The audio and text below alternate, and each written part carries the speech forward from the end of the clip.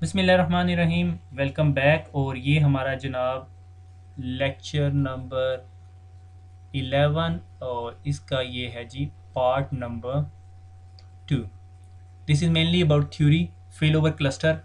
हमने इससे पहले पढ़ा नेटवर्क लोड बैलेंसिंग, मुझे रिव्यू करने की ज़रूरत नहीं है।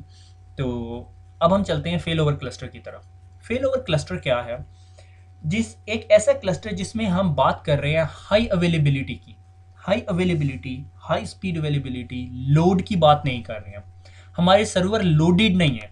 ठीक है, इसके लेक्चर के आखिर में मैं आपको कंपैरिजन बताऊंगा, जो मोटा मोटा जो कंपैरिजन है कि ये इन दो टर्म्स को कंफ्यूज नहीं करना आपने।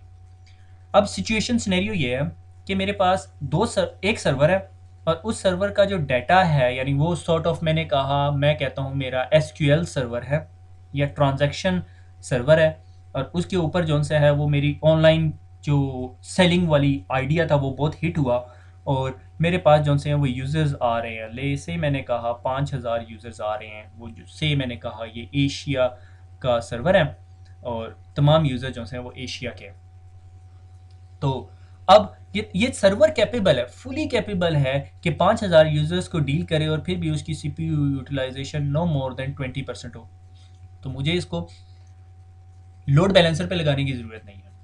मगर इसको अब जो क्रिटिकल चीज़ है इज़ द स्टोरेज, कि अगर मेरे इस सर्वर की हार्ड ड्राइव डिलीट हो जाती है या सर्वर की हार्ड ड्राइव में कोई मसला आ जाता है, कचरा आ गया ठीक है, तो अब मेरे पास हर 5 मिनट के बाद एक ट्रांजैक्शन होती है या हर 5 सेकंड के बाद एक ट्रांजैक्शन होती है। तो अगर ये हार्ड ड्राइव या एक सर्वर जो सा है वो डाउन हो गया और दूसरे सर्वर को लोड होने में 5 मिनट, 10 मिनट, 20 मिनट लगते हैं, तो मुझे हज़ारों डॉलर्स का नुकसान हो रहा है। इस चीज़ से कैसे बचा जाए? इस चीज़ से बचने के लिए is a concept called fail over cluster. Fail over cluster क्या होता है? फेल ओवर क्लस्टर एक ऐसी चीज़ होती है जिसमें दो सर्वर्स एक शेयर्ड स्टोरेज को यूज़ कर रहे होते हैं। ठीक है, अगर कोई यूज़र आता है, यूज़र लॉगिन होता है, वो कहता है अच्छा जी मैंने ये माउस बाय करना है। उसने बाय का बटन दबाया और उसने क्रेडिट कार्ड की इन्फॉर्मेशन दी और वो तमाम ट्रांजैक्शन जो सी है वो कमिट हो गई आपकी डेटाबेस के अंदर। यहाँ आपकी कोई बहुत बड़ी डेटाबेस पड़ी हुई है। ठीक हो गया। अब दूसरा यूज़र आया, उसने बाय का बटन दबाया और उसकी ट्रांजैक्शन कमिट होगी। थोड़ी देर के बाद क्या हुआ, ये सर्वर डाउन हो गया। तो यूज़र की रिक्वेस्ट कहाँ ट्रांसफ़र हो जाएगी? इस सर्वर के पास, और डेटाबेस यहीं पे पड़ी हुई है। स्टोरेज बूट होने की ज़रूरत नहीं है, सर्वर ऑलरेडी बूटेड है, वो फ़ौरन कनेक्ट हो जाएगा इसके साथ। और जब यूज़र बाय का बटन दबाएगा, रिक्वेस्ट सीधी जाएगी इसके पास और ये आपको ट्रांजैक्शन को कमिट कर देगा और आप चीज़ बाय कर लेंगे। ठीक हो गया। लाइक क्रिसमस के दौरान, लास्ट ईयर क्रिसमस के अंदर अमेज़ॉन को अपनी सर्विसेज डाउन करनी पड़ी थी। और भी मुझे अच्छी तरह याद नहीं है कि कौन कौन से सर्वर्स थे, कि वो उनकी हार्ड ड्राइव में मसला नहीं आया था। पोस्टेज जो सी थी, यानी पोस्टल सर्विसेज जो सी थी, वो इतनी फास्ट नहीं रही थी कि वो डिलीवरी टारगेट नहीं मीट कर सकती थी। तो अमेज़ॉन ने, आपको पता है, अगर आप बड़ी ऑर्गेनाइजेशन में जाते हो और वो आपको बाय द क्रिसमस अगर सर्विसेज ना दे, तो you can return the stuff back और थिंग्स लाइक दैट। तो एनीवे, तो हमारे पास एक ऑप्शन क्या कि हमने एक शेयर्ड स्टोरेज बनाई और दो सर्वर्स उसके साथ कनेक्ट कर दिए। जिस तरह पहला सर्वर डाउन होता है तो दूसरा सर्वर उस पर काम करना शुरू कर देता है, फेल ओवर हो जाता है, फॉल्ट टॉलरेंट है, कि अगर सर्वर पूरे का पूरा डाउन हो गया तो स्टोरेज यूज़ कर सकते हैं। स्टोरेज डाउन हो जाए तो क्या करेंगे? आप में से कुछ लोग सोच रहे हैं क्या करेंगे। तो अगर आपको पता हो रेड, ये मैंने गलती की है कि मुझे बैकअप, जब मैंने डाटा स्टोरेजेस पढ़ाई थी वहाँ पढ़ाना चाहिए था। तो ये रिडंडेंट एरे ऑफ इंडिपेंडेंट या इनएक्सपेंसिव डिस्क होता है। ये जब हम एमसीआईटी पे ख़त्म कर लेंगे तो मैं एक ज़रा 10-15 मिनट का लेक्चर दूंगा रेड के बारे में। रेड क्या होती है? रेड की छोटी सी एग्जांपल देता हूँ कि अगर मेरे पास दो हार्ड ड्राइव्स हैं, ये दोनों एक दूसरे का कॉपी हैं। अगर ये हार्ड ड्राइव डाउन हो जाती है तो दूसरी हार्ड ड्राइव के पास बैकअप होता है, तो ये सर्वर जो है इस हार्ड ड्राइव से यूज़ कर लेता है। तो यहाँ पर भी रिडेंडेंसी है, यहाँ पर भी रिडेंडेंसी है, कि अगर एक सर्वर डाउन हो जाता है तो दूसरा, अगर एक हार्ड ड्राइव डाउन हो जाती है तो दूसरी हार्ड ड्राइव पर, दोनों के पास एग्जैक्ट रेप्लिका पड़ा हुआ है। आप समझ लो रियल टाइम रेप्लिका है, कि अगर आप यहाँ पे ABC टाइप कर रहे हो तो फ़ौरन यहाँ पर भी ABC की कॉपी बन जाती है। ठीक हो गया। तो शेयर्ड स्टोरेज है, एक्टिव नोड यूज इट, कि शेयर्ड स्टोरेज है और मेरे पास एक नोड जो एक्टिव है सिर्फ वो यूज़ कर रही है, पैसिव नोड नहीं यूज़ कर रही। This is called passive node. अगर दोनों नोड्स उस डाटा को, एक स्पेसिफिक डाटा के कंटेंट को यूज़ कर रही हैं, इसने भी खोला हुआ है, इसने भी खोला हुआ है, तो उसके ऊपर डेडलॉक हो जाएगा या डाटा करप्ट हो जाएगा। ऐसा नहीं हो सकता कि दोनों सर्वर्स इस शेयर्ड स्टोरेज को यूज़ कर रहे हैं और दोनों उस पर चेंजिंग कर रहे हैं। इस चीज़ को अवॉइड करने के लिए एक्टिव एक्टिव ऑप्शन होता है, उसको हम बाद में डिस्कस करेंगे। मगर फेल ओवर मोड का मोस्ट ऑफ द टाइम उसको एक्टिव पैसिव में रखा जाता है कि जिस तरह प्राइमरी सर्वर डाउन होता है तो पैसिव सर्वर एक्टिव हो जाता है, ठीक है। और जिस तरह एक्टिव सर्वर वापस अप होता है तो फेल बैक ऑप्शन हमारे पास हो, अगर हमने कॉन्फ़िगर किया हो तो ये दोबारा पैसिव मोड में चला जाता है, ये एक्टिव हो जाता है और ये फिर स्टोरेज को यूज़ करना शुरू कर देता है। यूज़र की रिक्वेस्ट इधर ट्रांसफर हो जाती है। वो कैसे होती है, वो उससे ऊपर की लेयर का मामला है, हम उस लेयर पे बात नहीं करें, हम सर्वर्स की लेयर पे बात करें। वहाँ पर आपने नेटवर्क लोड बैलेंसर लगाया हो सकता है, हार्डवेयर लोड बैलेंसर लगाया हो सकता है, हार्ट बीट चेक्स हो सकती है, कुछ भी हो सकता है। नॉर्मली शेयर्ड स्टोरेज कहाँ पे यूज़ हो रही होती है? File and print server, database servers, ठीक है। और विंडोज़ 2008 R2 ने आपको क्या कैपेबिलिटी दी है कि ये दो सर्वर्स जियोग्राफिकली डिफरेंट लोकेशंस पे हो सकते हैं। पहले नहीं था ये ऑप्शन। जियोग्राफिकली डिफरेंट लोकेशन से मुराद से ये सर्वर पाकिस्तान में पड़ा हुआ और ये से दुबई में पड़ा हुआ, ऐसे हो सकता है। और फेल ओवर क्लस्टरिंग के अंदर एक और चीज़ is called a validation tool. अब जब आप फेल ओवर क्लस्टर कन्फिगर करने लगे हो, अगर मैंने कहा ये मेरा सर्वर था और इससे मैं कनेक्टेड था, इस पे अब मैंने फेल ओवर सर्विसेज कन्फिगर करनी है, फेल ओवर क्लस्टर, और मैं चेक करना चाहता हूँ कि क्या मैंने तमाम चीज़ें कन्फिगर कर ली, क्या ये सर्वर इस काबिल है कि इस पर फेल ओवर क्लस्टर कन्फिगर किया जाए। तो आप इसके ऊपर वैलिडेशन टूल चलाओगे और वो आपको एक रिपोर्ट देगा जिसमें आप, अगर मैं अभी अपने सर्वर पे चलाऊं तो बहुत सारे रेड आएंगे, क्रॉसेस आएंगे। क्यों? क्योंकि वो मेरा सर्वर एक शेयर्ड स्टोरेज से कनेक्टेड नहीं है। ये शेयर्ड स्टोरेज क्या है? आइस कजी हो सकती है, फाइबर चैनल हो सकता है, ठीक है, और क्या हो सकती है, रिमोट स्टोरेज हो सकती है, कुछ भी हो सकता है। आइडली ये स्टोरेज एरिया नेटवर्क की टाइप्स हैं, ठीक है, जो हम पीछे डिस्कस कर चुके हैं, सैन, नेज और iSCSI, fibre channel over Ethernet. और इस लैब को करने के लिए आपको वो दोबारा लैब बनानी पड़ेगी, क्योंकि इस सर्वर को मिनिमम दो स्टोरेज लोकेशंस की ज़रूरत होती है। One is called witness disk, जो माइक्रोसॉफ्ट की टर्म के अंदर कोरम डिस्क कहलाती है, और दूसरी जिस पे आपका डाटा स्टोर होगा। इस पे क्या स्टोर होगा वो हम डिस्कस करेंगे, ओके। अच्छा, अब एक और जो इम्पोर्टेंट पॉइंट जो अक्सर देखा जाता है कि फेल ओवर क्लस्टर, जो मेरा एक्सपीरियंस, लिमिटेड छोटा सा एक्सपीरियंस मेरा ये कहता है कि लोग फेल ओवर बना तो देते हैं मगर वो काम नहीं करते। जब उनकी ज़रूरत पड़ती है वो हमेशा फेल होते हैं। उसकी वजह क्या होती है? बैड डिज़ाइन, ठीक है। मसलन फेल ओवर क्लस्टर में ऐसे नहीं हो सकता कि 32 बिट ऑपरेटिंग सिस्टम यहाँ पे लगा हुआ है, 64 बिट ऑपरेटिंग सिस्टम यहाँ पे लगा हुआ है। कोशिश, बेस्ट प्रैक्टिस, मैं ये नहीं कह रहा नहीं चलेगा, बेस्ट प्रैक्टिस ये होनी चाहिए कि आप मार्केट में जाएं, दो आइडेंटिकल सर्वर उठाएं जिनका हार्डवेयर का वर्जन, बायोस का वर्जन, उसके अंदर लगे हुए जो कार्ड्स हैं, नेटवर्क कार्ड्स हैं, फाइबर चैनल कार्ड्स हैं, बायोसिस हैं, रेड अरे कंट्रोलर्स हैं, सबके वर्जन सिमिलर हो, एग्जैक्ट, जिसे हम लोग स्लैंग में कहते हैं डीटो कॉपी होनी चाहिए। That's the best way. और क्लस्टर, जब आप फेल ओवर क्लस्टर बना रहे हो तो आपने एक बात का ज़रूर ध्यान रखना है कि no single point of failure, single point of failure एक नहीं होना चाहिए। लाइक अगर इस सर्वर का एक प्राइवेट स्टोरेज, यानी ये सैन की कनेक्टिविटी है, स्टोरेज की कनेक्टिविटी है, और सैन के लिए आपने डिफरेंट कार्ड लगाया हुआ है, HBS लगाए हुए हैं, तो आपके पास रिडंडेंट लिंक होने चाहिए और ये दो सैन के दो डिफरेंट स्विचेस में जा रहे हो। फिर इधर जो स्टोरेज है इसके ऊपर रेड कन्फिगर हुई हो, और से मैंने कहा दो हार्ड ड्राइव्स हों और ये ऐसे कनेक्टेड हुए हुए हों, ठीक है, ताकि अगर ये लिंक डाउन हो जाए, ये सब सैन स्विच डाउन हो जाए, ये हार्ड ड्राइव डाउनलोड हो जाए, फिर भी आपके पास एक पाथ हो और आप फिर भी स्टोरेज तक जा रहे हो। अगर आपका कहीं सिंगल पॉइंट ऑफ फेलियर क्या, कि मैंने कहा अच्छा चलो इसको ऐसे लगा देते हैं, यहाँ पे बेशक 4 हार्ड ड्राइव्स एक दूसरे की कॉपी हो रही है, जब ये लिंक डाउन हो गया तो आपको क्या मिलेगा? आपका फेल ओवर क्लस्टर फेल्ड होगा। This is called a bad design. अगर मैं यहाँ पे बेस्ट डिज़ाइन बनाने लग जाऊँ तो पैसे भी बहुत लगेंगे और बहुत सारा कुछ बहुत होगा, ठीक है। सेम मैंने कहा ये मेरा सर्वर है, ठीक है, और ये मेरा बैकअप सर्वर है, और इस सर्वर से एक केबल निकल रही है, दूसरी भी केबल निकल रही है जो सैन स्विच में जा रही है। अब सैन स्विच एक नहीं होना चाहिए, सैन स्विच भी दो होने चाहिए। फिर इन सैन स्विचेस से आगे,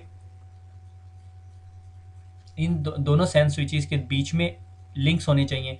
फिर इन सैन स्विचेस से आगे ये मेरी स्टोरेज होनी चाहिए। अब मेरे पास दो स्टोरेजेस होनी चाहिए ताकि एक दूसरे की कॉपी हो, ये दो स्टोरेज भी आपस में कनेक्टेड होनी चाहिए, ठीक है, और ये सर्वर भी कनेक्टेड होने चाहिए। फिर उसके बाद अब अगर और फर्दर डिटेल्स में जाएं तो ये जो सैन स्विच है, ये जो सैन स्टोरेज है और ये जो मेरा सर्वर है, इन दोनों के ऊपर आरपीएस होना चाहिए, रिडंडेंट पावर सप्लाई होनी चाहिए। रिडंडेंट पावर सप्लाई का मतलब दो पावर केबल्स होनी चाहिए, ठीक है। जब दो पावर केबल होनी चाहिए तो दोनों एक यूपीएस से फीड नहीं होनी चाहिए, दोनों दो डिफरेंट यूपीएस से फीड होनी चाहिए। फिर जब ये दोनों दो यूपीएस से फीड होनी चाहिए, फिर इसका मतलब है ये यूपीएस किसी और ग्रिड से आना चाहिए, ये यूपीएस किसी और ग्रिड से आना चाहिए। और आप मजाक समझ रहे होंगे कि मैं मजाक कर रहा हूँ, लिटरली मेरे डेटा सेंटर में काम करने का एक्सपीरियंस है और they take care of these things, ठीक है। कि यूपीएस के अंदर दो दो फीड्स आ रही हैं, दो डिफरेंट ग्रिड स्टेशन से आ रही हैं, और दोनों यूपीएस की जो फीड्स है दो डिफरेंट ग्रिड स्टेशन से आ रही है, उस ग्रिड स्टेशन के पीछे फिर एक बड़ा जो सा है वो जनरेटर लगा हुआ है, और दोनों के ऊपर दो डिफरेंट जनरेटर लगे हैं, दोनों पे एक जनरेटर नहीं लगे हुए। पता चला दोनों ग्रिड्स डाउन हो गए हैं और बीच में एक यूपी जनरेटर है वो भी डाउन हो गया, तो आपके यूपीएस 20-25 मिनट के अंदर एग्जॉस्ट हो जाएंगे और आपकी पूरी सैंड डाउन हो जाएगी। फिर आपको इतनी ऊपर की रिडंडेंसी का कोई फायदा नहीं होगा। So this is called no single point of failure. जो रियल डाटा सेंटर्स हैं जिन पे आपके बड़े बड़े ब्रांड नेम्स चलते हैं, दे गो थ्रू दीज प्रोसेसेस। तो इसीलिए बहुत सारी कंपनीज जो से हैं वो अपने सर्वर्स जो से हैं वो डाटा सेंटर्स में रखती, बजाय इसके कि अपने इन हाउस सर्वर्स के अंदर रखें। उनके अंदर ये सारी चीज़ें प्री प्लान्ड होती हैं, वो एक बंदे पे नहीं छोड़ देते, मेरे जैसे निकम्मे बंदे पे नहीं छोड़ते हैं, ठीक है। So shouldn't be a single point of failure जब आपने अगर फेल ओवर क्लस्टर की बात करनी है। उससे आगे चीज़ है, इस कॉल्ड अ बेसिक डिस्क, ठीक है। डायनेमिक डिस्क अगर आपके पास हो, यानी ये जो आपकी डिस्क है अगर ये डायनेमिक है तो फेल ओवर क्लस्टर कन्फिगर नहीं हो सकता, ठीक है। और एक जो लास्ट चीज़ is called a witness disk. Witness disk क्या होती है? विटनेस डिस्क एक ऐसी स्टोरेज होती है जहाँ पे शेयर्ड इंफॉर्मेशन पड़ी होती है पूरे के पूरे क्लस्टर की, ठीक है। और वो नॉर्मली जो विटनेस डिस्क का जो साइज होता है या कोरम डिस्क का जो साइज होता है वो 500 MB से ज़्यादा नहीं होता, ठीक हो गया। सो this is called your fail over cluster. अब फेल ओवर क्लस्टर के अंदर आगे क्या है कि अगर आपने फेल ओवर क्लस्टर इंस्टॉल करना है तो वो शुड बी फुली टेस्टेड। अगर आपने आइस कजी सिमुलेट करनी है तो मैं आपको अच्छी तरह याद है कि मैंने पिछली लैब के अंदर ओपन फाइलर बनाया था। ओपन फाइलर बनाने के बाद अपने पहले सर्वर के ऊपर 2 हार्ड ड्राइव्स बना दें, ठीक है। और तमाम की तमाम जो सर्वर्स है should be a part of same domain. तो जब आप उसको कन्फिगर करेंगे तो वो आपसे पूछेगा कि आपने इस सर्वर को एज अ फाइल सर्वर बनाना है, आपने इसको एज अ DHCP सर्वर बनाना है, आपने इस क्लस्टर में करना क्या है। अगर आपको नहीं पता तो आप सिर्फ जेनेरिक एप्लीकेशन कर दें, तो आपकी जेनेरिक एप्लीकेशन क्लस्टर का पार्ट बन जाएगी और वो फेल ओवर क्लस्टर बन जाएगा और आप शेयर्ड स्टोरेज यूज़ कर रहे होंगे, ठीक है। इंटेलिजेंट डिज़ाइन क्या कि आपका एक्टिव पैसिव है डिज़ाइन, वो दोबारा मैं एक दफ़ा दोबारा बनाता हूँ कि एक सर्वर ये था, एक सर्वर ये था, और इन दोनों ने एक्सेस की हुई थी एक शेयर्ड स्टोरेज। ये मैं स्टोरेज बना दूँ, ठीक है। ये मैं सॉर्ट ऑफ वो जो हेड है जो रीड कर रहा होता, अदर वे अराउंड होता है वैसा, ठीक है। तो अब हुआ ये कि ये जौन सी है ये मेरी स्टोरेज जौन सी है शेयर्ड स्टोरेज, इसका एक part is called a quorum. Quorum जो सा है वो एक सेंट्रलाइज लोकेशन होती है और उस वो नॉर्मली एक्टिव जो सर्वर होता है आपका, जो एक्टिव सर्वर है, जैसे मैंने कहा ये एक्टिव सर्वर है, ये इसको स्टोरेज कर रहा है, इस पे यूज़र आता है, बाय करता है, वो ट्रांजैक्शन कमिट करता है, यहाँ पे लिख देता है। कोरम डिस्क ये तमाम इन्फॉर्मेशन अपने पास सेव कर रही होती है, नॉट द ट्रांजैक्शन सेव नहीं करती, वो अपने क्लस्टर की हेल्थ सेव कर रही होती है अपने पास, ठीक हो गया। अब कोरम डिसाइड करती है कि कौन सा एक्टिव है और क्या स्टेटस है सारी सिचुएशन का, और क्लस्टर एक्टिव है या डाउन है। अगर मेरे पास क्लस्टर के अंदर ये सर्वर डाउन हो जाए और ये स्टोरेज भी डाउन हो जाए, ये सर्वर आपका ये कहता है हाँ मेरे पास भेज दो मैं कर दूंगा, क्या ये मेरी बाइट की जो ट्रांजैक्शन है वो कमिट कर सकता है, सेव कर सकता है? नहीं कर सकता, ठीक है।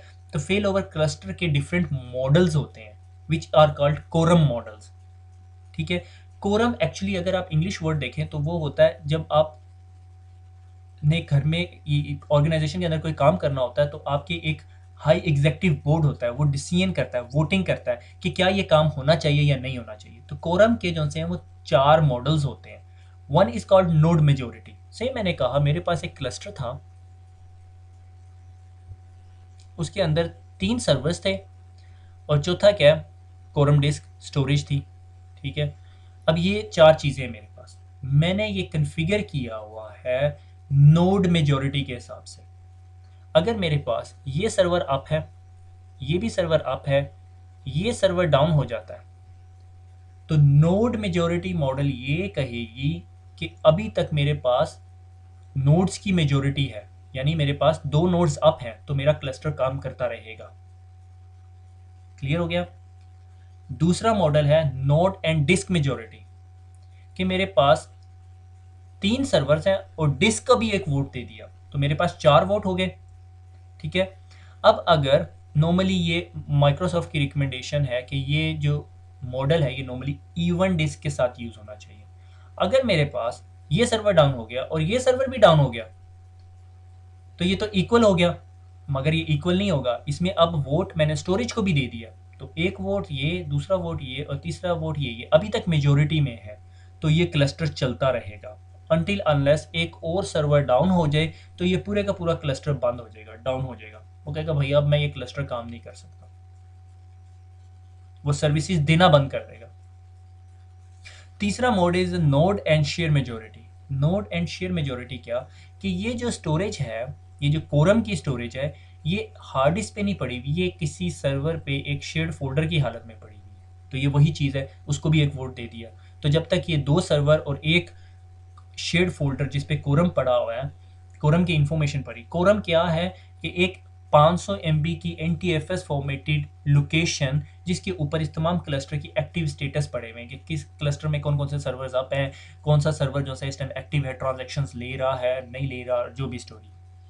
तीसरा option is a disk only quorum model. It is not recommended, Microsoft recommend नहीं करती कि ये आपके पास हो। इसमें क्या है कि मैंने कहा मेरे कोरम में सर्वर 3 भी बैठ गया क्लस्टर में, सर्वर 1 भी डाउन हो गया, सर्वर 4 भी डाउन हो गया, जब तक एक सर्वर और स्टोरेज ऑन है मेरा ये क्लस्टर काम करता रहेगा। जब तक ये सर्वर डाउन हो जाए या ये स्टोरेज डाउन हो जाए फिर क्लस्टर डाउन होगा, मगर it is not a best practice. उसकी वजह यह है कि आप बहुत सारी चीज़ें कंप्रोमाइज़ कर दोगे। अब कुछ लोग ये सवाल करते हैं कि यार जब हम एक्टिव पैसिव क्लस्टरिंग की बात कर रहे हैं तो हम तो बहुत सारे रिसोर्सेज को कंज्यूम कर रहे हैं। मसलन मैंने कहा कि ये मेरा सर्वर ए है, ये मेरा सर्वर बी है और ये मेरे पास शेयर्ड स्टोरेज है। ठीक है। और मैंने कहा कि अब अगर एक सर्वर काम कर रहा है और दूसरा सर्वर फारिग बैठा हुआ है तो क्या ये एक अच्छा सोल्यूशन है? डिपेंडिंग अपॉन आपकी बिजनेस नीड, कि आपका बिजनेस की रिक्वायरमेंट क्या। आपका बिजनेस कहता है आई डोंट केयर $50,000 ज़्यादा लग जाए मगर मेरा सर्वर डाउन नहीं होना चाहिए, आप कहते हो ठीक है, आप इससे और भी काम ले सकते हो। आप कहते हो कि यार मैं कहता हूँ कि मेरे ईस्ट के यूज़र इस सर्वर पे आए, वेस्ट के यूज़र इस सर्वर पे आए और मेरी हार्ड ड्राइव के 2 पोर्शन हों, स्टोरेज के 2 पोर्शन हों। बी वाले के लिए, वेस्ट के यूज़र के लिए, वेस्ट के जो यूज़र्स हैं उनके लिए एक्टिव सर्वर ये हो और ईस्ट के यूज़र्स के लिए, मुझे दूसरी इंक यूज़ करनी चाहिए थी, ईस्ट के यूज़र्स के लिए एक्टिव सर्वर ये हो, ईस्ट के यूज़र्स के लिए पैसिव सर्वर ये हो और वेस्ट के यूज़र्स के लिए पैसिव सर्वर ये हो। अब होगा क्या? अब होगा ये कि से मैंने कहा ये शेयर्ड स्टोरेज ही है, आप ये ना समझो कि ये शेयर्ड स्टोरेज नहीं है। अब एक्टिव सर्वर जो सा ईस्ट का यूज़र आता है, ईस्ट का यूज़र ने कहा मैंने जी ट्रांजैक्शन कमिट करनी है, वो यहाँ पर आई, उसने यहाँ किया और इसमें उसकी एंट्री डाल दी। ठीक है। दोबारा ईस्ट का यूज़र आया, उसने रिक्वेस्ट की और उसकी ट्रांजैक्शन ऐड होगी। थोड़ी देर के बाद ये सर्वर डाउन हो जाता है और इस सर्वर को पता चल जाता है हार्ट बीट है इनके बीच में। तो अब ईस्ट के यूज़र की रिक्वेस्ट कहाँ पर आएगी? इधर, क्योंकि वो ईस्ट के यूज़र के लिए पैसिव सर्वर था, अब ये एक्टिव हो गया और उसकी रिक्वेस्ट यहाँ पे जाएगी। अब उसी टाइम वेस्ट के यूज़र के लिए भी एक्टिव सर्वर, तो ये सबके लिए एक्टिव सर्वर बन जाएगा। जिस तरह ये अप होगा तो ये दोबारा ईस्ट के यूज़र के लिए पैसिव बन जाएगा। मगर इसका नुकसान क्या होगा? सोच रहे होंगे इसमें भी नुकसान है। नॉर्मल वर्किंग में इसकी CPU यूटिलाइजेशन 40% थी, इसकी भी 40% थी, क्योंकि ये वेस्ट के यूज़र, जिस तरह ये सर्वर डाउन होगा तो इसकी CPU यूटिलाइजेशन 80% हो जाएगी।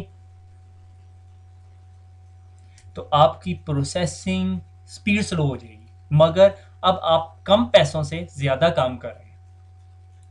That is upon your business design models. तो आप इस क्लस्टर के अंदर 4 सर्वर्स लगा दो। अगर मैंने कहा मेरे पास, अब आप इसके ऊपर जितनी देर मर्जी बहस कर, मैंने कहा मुझे अब 4 कलर चाहिए, तो एक ब्लू सर्वर है, ठीक है, एक ग्रीन सर्वर बना देते हैं। ठीक है, और ये मेरे पास स्टोरेज है। ठीक है, एक ये ग्रीन स्टोरेज होगी। हर सर्वर जो सा है अपनी स्टोरेज को एक्सेस कर रहा है, मगर वो डेफिनेटली शेयर्ड स्टोरेज है उन सारे सर्वर्स के दरमियान। और एक और सर्वर लगा देते हैं, ये मेरा पूरे का पूरा क्लस्टर बन जाएगा। ये मेरा क्लस्टर है, तो उसके पास ये है स्टोरेज। और अब एक और चौथा सर्वर भी लगा दें। ठीक है, हमारे कौन से पैसे जा रहे हैं। ठीक है, ये चौथा सर्वर लग गया और ये चौथे सर्वर की स्टोरेज है। अब मैं इंक कौन सी लूँ। अच्छा, अब इंक मैं लेता हूँ, ब्लैक ले लेते हैं। अब ये सर्वर जो है ब्लू सर्वर से मैं कहता हूँ एशिया के यूज़र्स की रिक्वेस्ट फुलफ़िल कर रहा है, ये यूरोप के यूज़र्स की रिक्वेस्ट फुलफ़िल कर रहा है, ये अफ्रीका के यूज़र्स की, और अमेरिका कर दूँ यहाँ पे, अमेरिका के यूज़र्स की रिक्वेस्ट फुलफ़िल कर रहा है, और ये ऑस्ट्रेलिया और ऑस्ट्रेलिया के यूज़र। अब ऑस्ट्रेलिया के यूज़र्स के लिए पैसिव सर्वर ये भी है, ये भी है, ये भी है। अगर ऑस्ट्रेलिया का सर्वर डाउन होता है तो इनमें से कोई भी एक उठा लेगा। यूरोप के सर्वर्स के लिए ये आपका पैसिव सर्वर है, ये आपका पैसिव सर्वर है। अगर ये डाउन होता है तो इन दोनों में से कोई ले लेगा। एशिया के लिए दूसरे पैसिव होंगे, इसी तरह ये सारे काम करेंगे। ये पूरे का पूरा आपका एक क्लस्टर होगा। अगर इस क्लस्टर के अंदर 3 सर्वर डाउन हो गए, सिर्फ एक रह गया, तो ये क्लस्टर काम नहीं कर सकता। उसे हमें पता है कि ये एक सर्वर जो है ये 3 सर्वर्स का लोड नहीं उठा सकता, तो वो क्लस्टर डाउन हो जाएगा। This is where the quorum models come in play. आप लोग को मैंने बहुत सारी इन्फॉर्मेशन इकट्ठी करके दे दी, तो आप लोग कंफ्यूज हो रहे हैं ये कोरम मॉडल कहाँ से बीच में आ गया। तो कोरम मॉडल यहाँ पे इस्तेमाल होता है जहाँ पर हमने बहुत सारे सर्वर्स लगाए हुए हैं और हमें रिडंडेंसी फेल ओवर की भी ज़रूरत है। Thanks for listening. अब सवाल ये पैदा होता है, आप में से बहुत सारे लोग कह रहे होंगे कि एक बात समझ नहीं आई,